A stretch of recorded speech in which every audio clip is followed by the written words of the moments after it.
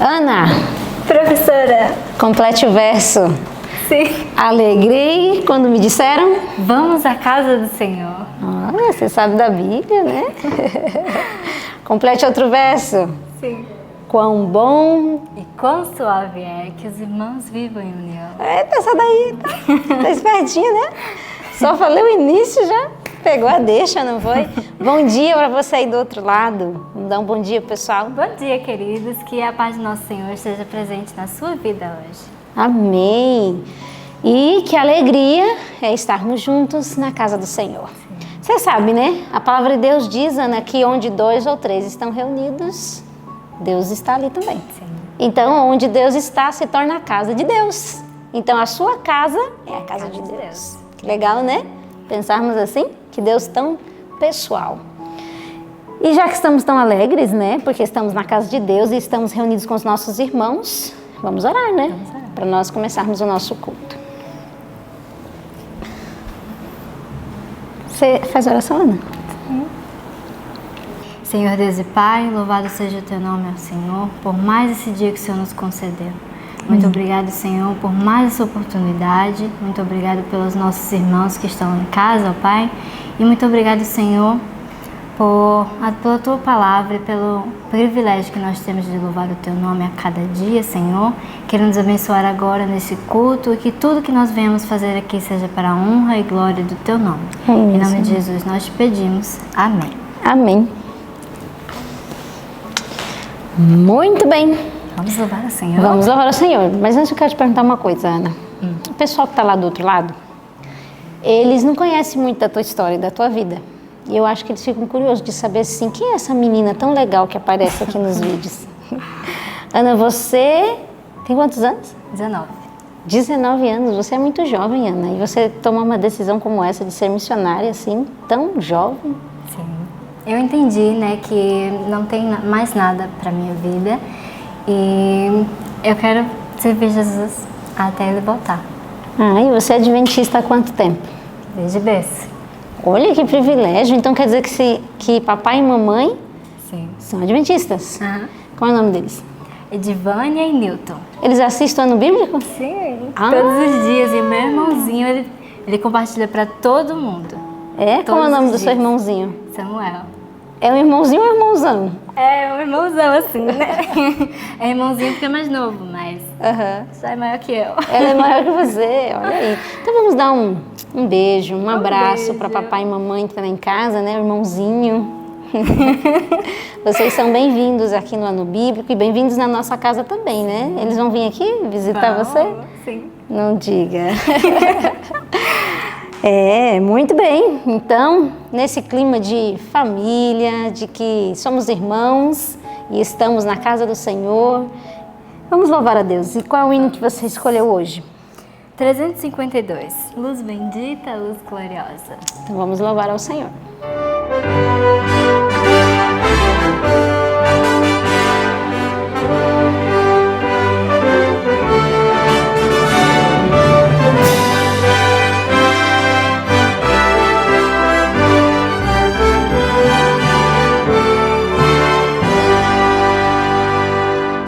Bendita, que gloriosa luz, a minha alma vem encher.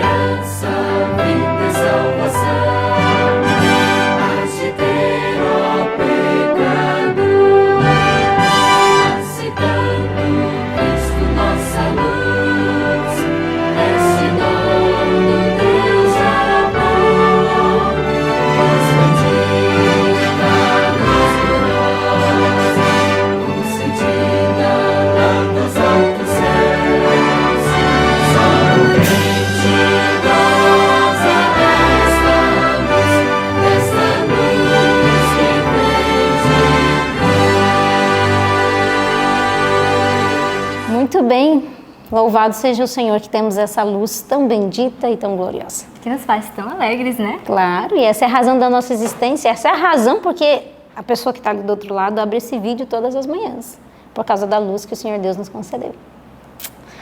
Muito bem, Ana, e aí? Agora a gente vai fazer o quê? Decorar o nosso versinho, né? Você já decorava textos? Sim. Antes de vir pra cá? Que legal, por isso que você sabia os textos que eu falei no início, né?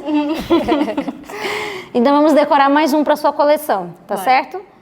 E o texto dessa semana é um texto muito fácil. Bem pequenininho. Se você decorou Hebreus 10, Apocalipse, você decorou Salmo 100, o que é Mateus 24, 24?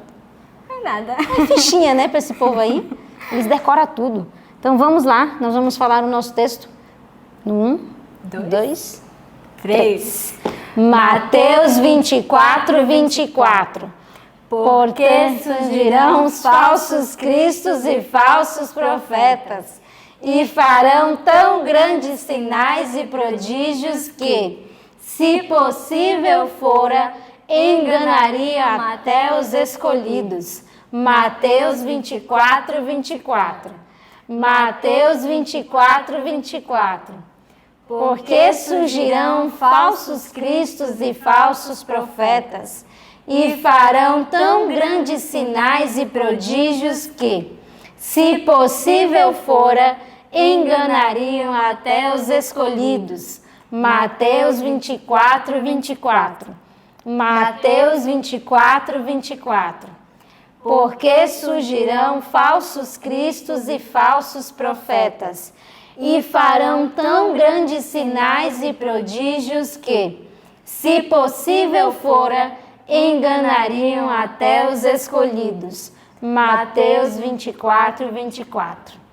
Quer saber de uma, Ana? Esse povo aí, que decora a Bíblia, não vai ser enganado, não. Vai não. Não tem como. Quando você estuda a Bíblia, quando você coloca ela, entesoura ela no seu coração, você está se livrando de ser enganado. Já pensou que seriedade é isso, né? Ainda bem que nós estamos também aprendendo junto com o pessoal de casa, né? E agora? Vamos ficar com o nosso estudo. Deus te abençoe e até a próxima. Até a próxima. Bom dia, meu povo! Bom dia! Que a graça e a paz do nosso Senhor possa continuar habitando no meu e no seu coração. Bom dia para os nossos amigos que se encontram em casa também. Satisfação e alegria imensa ter a oportunidade de estar aqui com vocês hoje. Como é bom saber que tem pessoas interessadas em ter um relacionamento com Deus por meio do estudo da palavra. E nesse momento, eu convido a todos a fecharmos os nossos olhos para fazermos uma oração ao nosso Pai Celestial para o início, do estudo de hoje, tá certo? Vamos fazer essa oração. Oremos. Querido Jesus e amado Pai, muito obrigado por essa oportunidade que o Senhor nos dá de estarmos aqui, meu Pai, para te ofertar um culto ao Senhor, que o Senhor, nesse momento, possa falar profundamente ao nosso coração. É isso que eu te peço e te agradeço em nome de Jesus. Amém. Nessa madrugada, estudamos alguns assuntos muito importantes. Estudamos o capítulo 7 até o capítulo 10 do livro de Esdras e também estudamos o capítulo 51 do livro Profetas e Reis, que veio como tema um reavivamento espiritual. Ontem nós demos início, ao estudo referentes a Esdras. Nós entendemos que ele era um escriba e também sacerdote, e o espírito de profecia veio nos contando algumas características peculiares desse homem. E o seu nome é altamente significativo. Esdras significa socorro ou auxílio. Esdras se mostrou sempre um homem usado nas mãos de Deus para ser um socorro, para ser um auxílio bem presente para com o seu povo. Assim como Neemias também foi usado por Deus para os mesmos propósitos, Esdras também não ficou muito atrás. Esdras, ele sempre mostrou ter um amor muito grande para com o seu povo e principalmente para com o seu Deus. De acordo com o capítulo 7, no verso 10, aqui do seu próprio livro, né, nós podemos ver algumas características da sua missão. E eu convido a todos a abrirmos nossas Bíblias lá no capítulo 7 de Esdras, né, o capítulo 10, que nos diz o seguinte, ó: porque Esdras tinha preparado o seu coração para buscar a lei do Senhor e para cumpri-la e para ensiná-la em Israel, os seus estatutos e os seus juízos. Em outras versões, fala que Esdras, ele dispôs o seu coração a buscar a lei de Deus. E isso é algo fantástico, isso é algo muito lindo. O homem, por livre e espontânea vontade, claro, guiado pelo Espírito Santo, dispôs o seu coração para buscar os ensinamentos do Senhor, dispôs o seu coração para buscar a lei de Deus, e ainda de buscar a lei do Senhor, ele dispôs o seu coração para ensinar essas verdades para o seu povo. E todos nós somos chamados para espalhar essas boas novas de salvação, assim como Esdras fez. A senhora White fala que todo verdadeiro discípulo nasce no reino de Deus como um missionário. E eu fui pesquisar o que significa a palavra missionário. E eu descobri que missionário é aquele que foi incumbido de realizar determinada missão. E lembra, todos nós somos chamados para sermos missionários, portanto, todos nós temos uma missão. E, biblicamente, essa missão encontra-se no capítulo 28 de Mateus, em especial no verso 19 e no verso 20, que nos diz o quê? Portanto, ide, fazei discípulos de todas as nações, batizando-os em nome do Pai, do Filho e do Espírito Santo, ensinando-os a guardar todas as coisas que eu vos tenho mandado, e eis que estou convosco todos os dias, até a consumação dos séculos. Amém? Essa é a minha missão, essa é a sua missão. Então, que em nome de Jesus, nós possamos aceitar essa comissão celestial e pregarmos e levarmos as boas novas de salvação para esse mundo que carece, né? Que está envolto em tantas trevas, em tantos erros, né? Nós sabemos aqui também, de acordo com o capítulo 7, que o rei que estava mandando e desmandando nos dias de Esdras era justamente o rei Artaxerxes. E por conta da influência de Esdras, esse homem, ele teve o conhecimento do verdadeiro Deus. E ele se mostrou muito favorável em dispensar várias ofertas voluntárias para que Esdras pudesse levar juntamente com os cativos, né, que estavam se preparando para voltar para Jerusalém. Nós sabemos que a primeira remessa de cativos já estavam lá em Jerusalém, que voltaram ali no comando de Zorobabel e também do sumo sacerdote Josué, e agora Deus estava preparando a vinda dessa segunda remessa rumo a Jerusalém no comando de Esdras, né?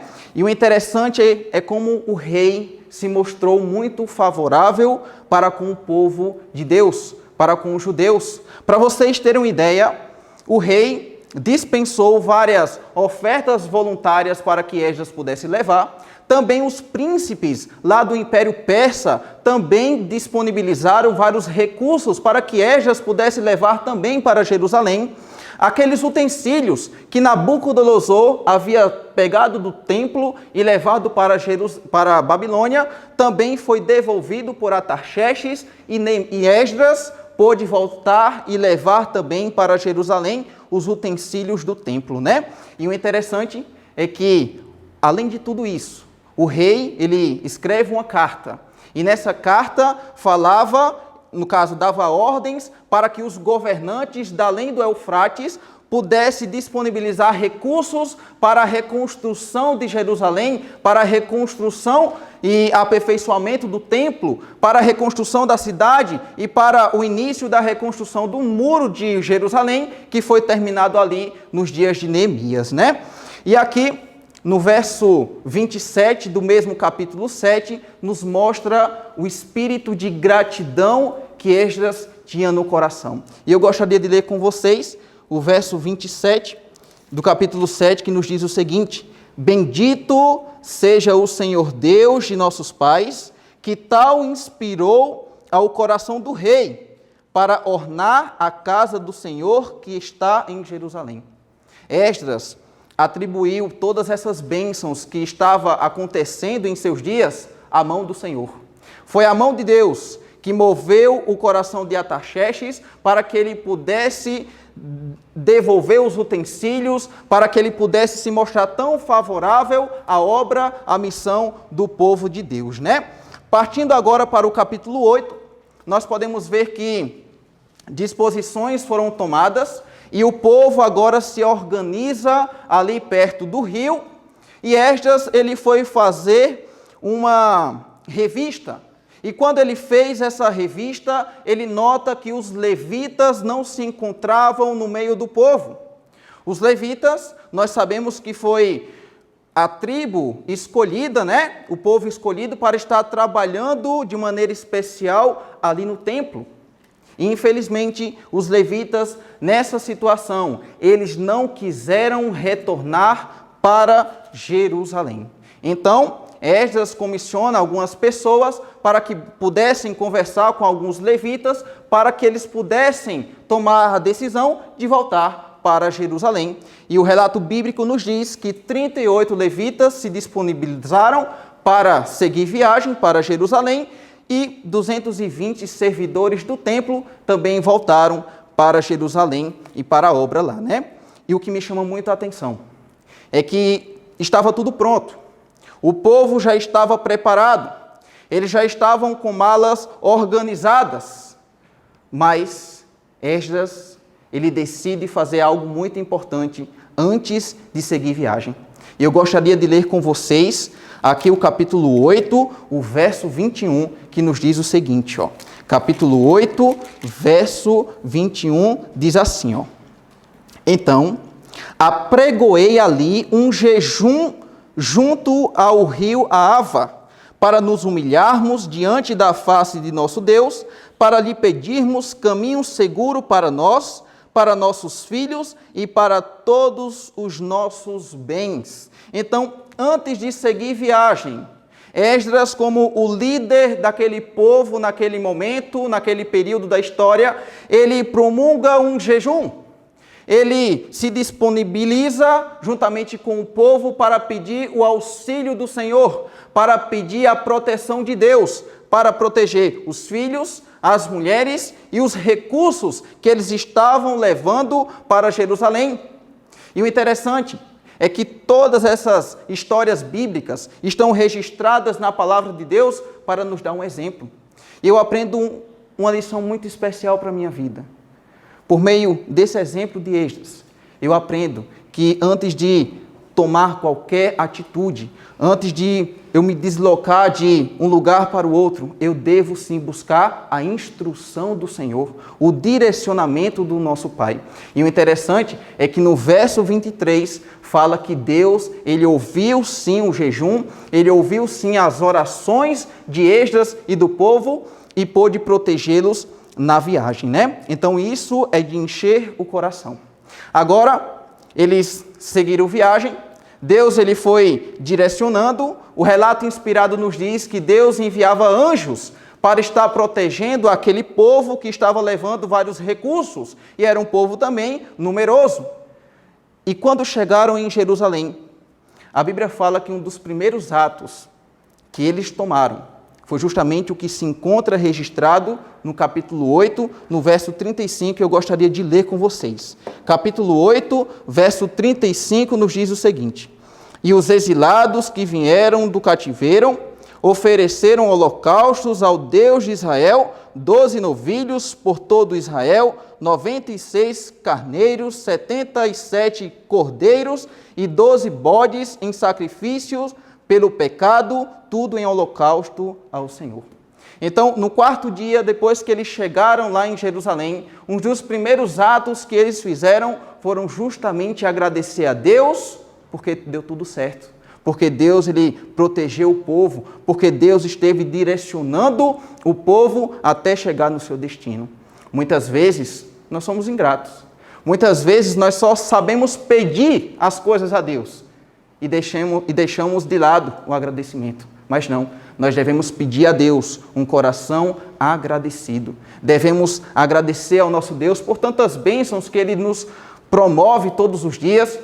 Quantas pessoas estão agora, infelizmente, debilitadas com alguns tipos de doenças e nós estamos aqui, bem, temos nossos braços, nossas mãos, podemos falar, podemos agir na obra do Senhor. Devemos ter um coração grato. Devemos agradecer a Deus por todas as bênçãos que Ele nos promove todos os dias, né? E agora, Esdras e o povo chegam em Jerusalém. Eles agora começam a reforma. Eles agora começam a reconstrução das coisas que estavam destruídas.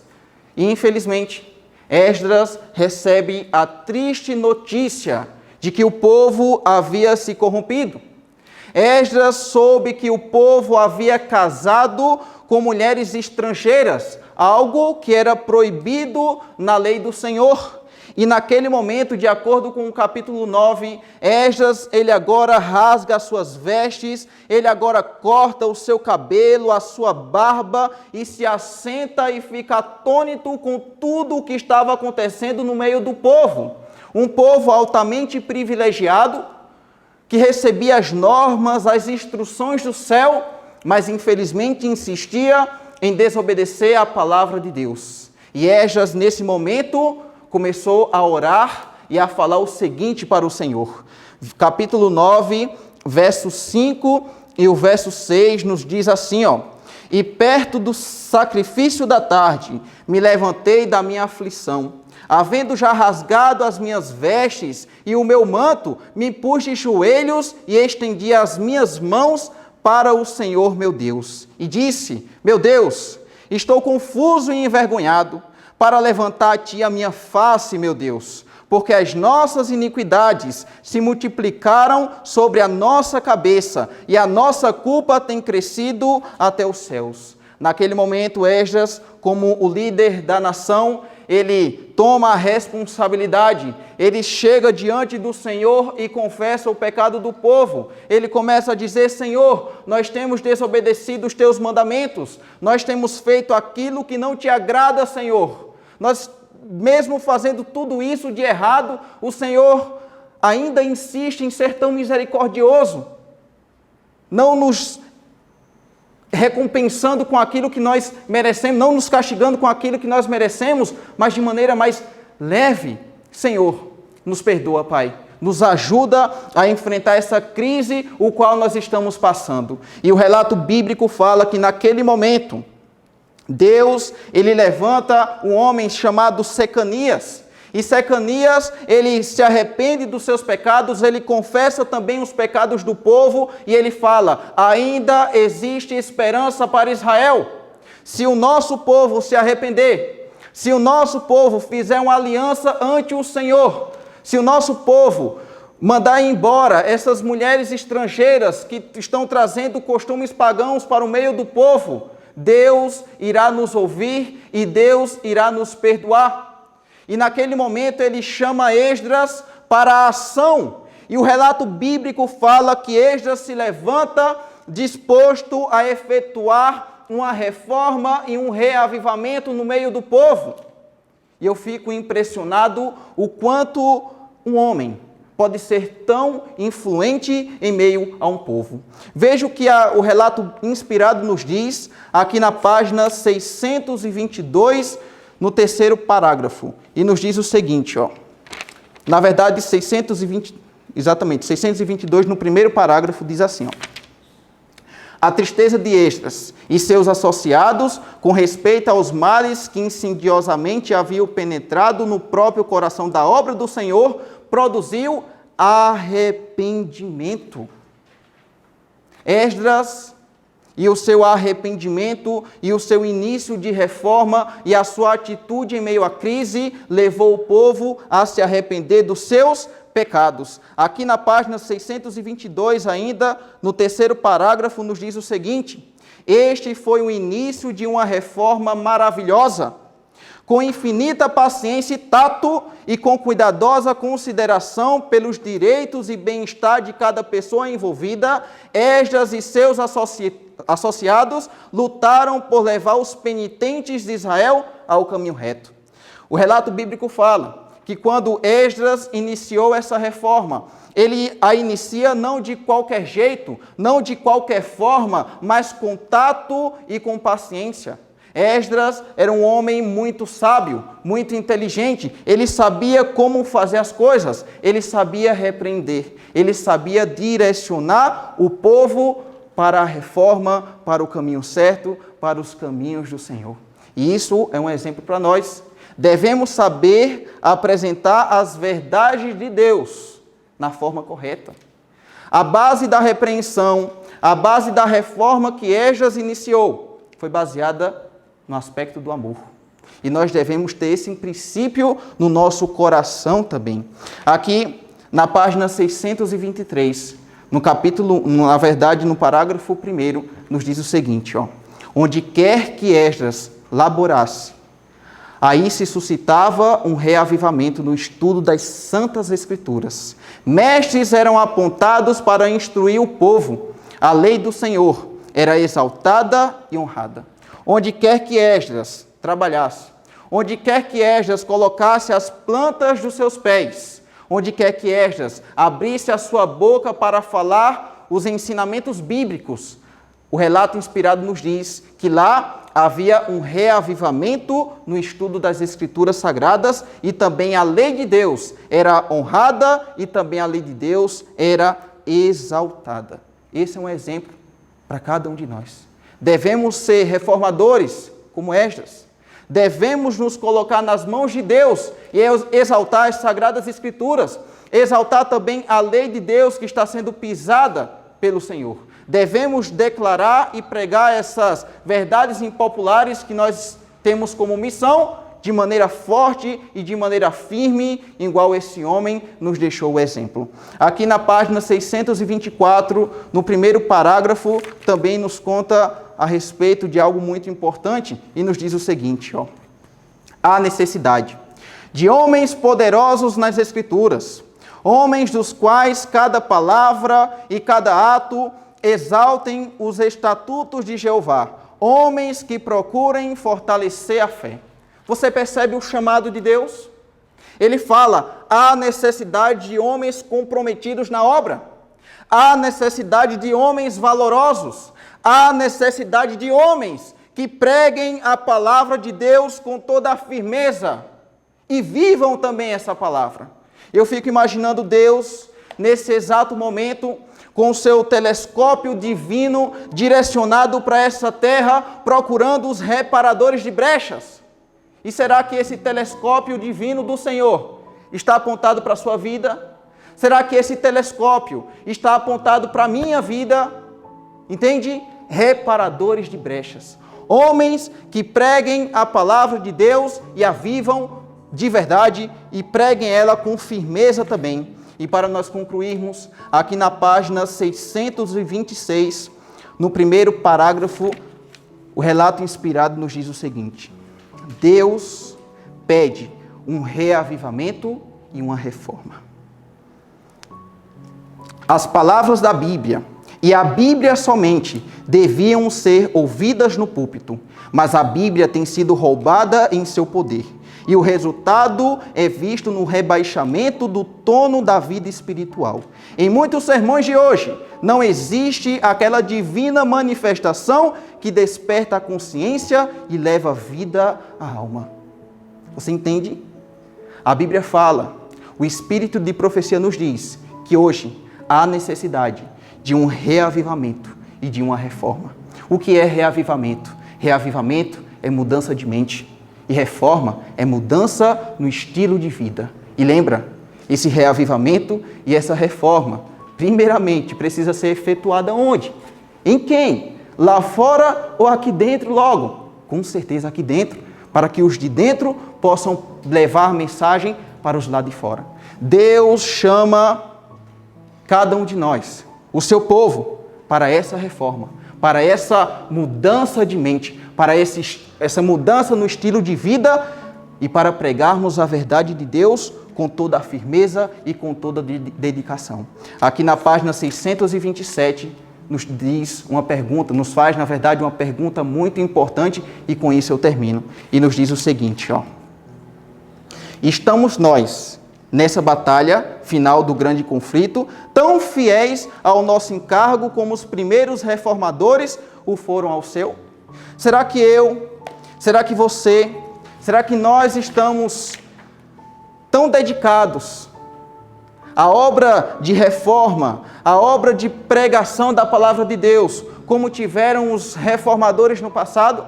Homens como Wycliffe, homens como Jean Hus, homens como Jerônimo, homens como Lutero, que viviam e pregavam as verdades de Deus com toda a firmeza. Será que nós estamos verdadeiramente envolvidos de corpo e alma e coração, como diz a história, né, na missão do Senhor? Esses homens aqui nos deixaram exemplos fantásticos. Vocês sabem, vocês conhecem a história de Jean Hus. Certa vez colocaram a carapuça na sua cabeça e naquele meio, naquela situação, ele pega e fala o seguinte: com muito prazer levarei sobre a minha cabeça essa coroa de humilhação por teu amor, ó Jesus, que por mim levaste uma coroa de espinho. E ele continua falando o seguinte: com muita alegria confirmarei com o meu sangue a verdade que escrevi e preguei. Homens que pregavam, homens que viviam verdadeiramente a palavra de Deus. Certa vez, Jerônimo foi levado a julgamento, e ali ele foi condenado a morrer queimado. E naquele momento em que ele já estava amarrado, aquele homem responsável por colocar fogo, estava colocando fogo por trás dele. E ele pega e fala o seguinte: venha com coragem pela frente, ponha fogo à minha vista. Se eu tivesse medo, não estaria aqui. Você percebe a firmeza, a dedicação, a entrega desses homens? Homens como Lutero, que muitas vezes pregava a verdade, na verdade todas as vezes pregava a verdade com toda a firmeza e dedicação. Certa vez ele pegou e falou o seguinte: podem esperar tudo de mim, exceto fuga e renúncia. Fugir não posso, e muito menos me retratar. Que o espírito dos reformadores, que o espírito que movia esses homens de Deus, possa ser o espírito que esteja movendo a minha e a sua vida. Que nós possamos ser os reformadores do século 21 e deixar Deus nos usar e nos capacitar para a pregação e para o cumprimento dessa missão. Nesse momento eu convido a todos a nos ajoelharmos para pedirmos a Deus essa capacitação, essa entrega para que nós possamos cumprir verdadeiramente a missão celestial. Oremos. Santo e amado Pai, poderoso Senhor, a Ti a honra, a glória e o louvor para todo sempre. Muito obrigado por essas verdades. Senhor, em nome de Jesus, nos dá esse espírito, meu Pai, de entrega, esse espírito de dedicação que esses reformadores nos deixaram como exemplo. Senhor, nos perdoa pelos nossos pecados e nos ajuda a pregar a Tua palavra com firmeza, com entusiasmo e com dedicação. Coloco nas Tuas mãos, meu Pai, cada aluno que se encontra aqui na Escola de Profetas, cada missionário que se encontra no campo, meu Pai, e cada um desses meus irmãos que estão vendo esse vídeo agora, meu Pai. Que o Senhor acenda em nós essa brasa, meu Pai, e coloque missão na nossa veia. É isso que eu te peço e te agradeço. Em nome de Jesus, amém. Que Deus possa continuar te abençoando e te iluminando, e que você possa ser esse reformador e se deixe ser usado por Deus para a pregação do Evangelho. Até mais.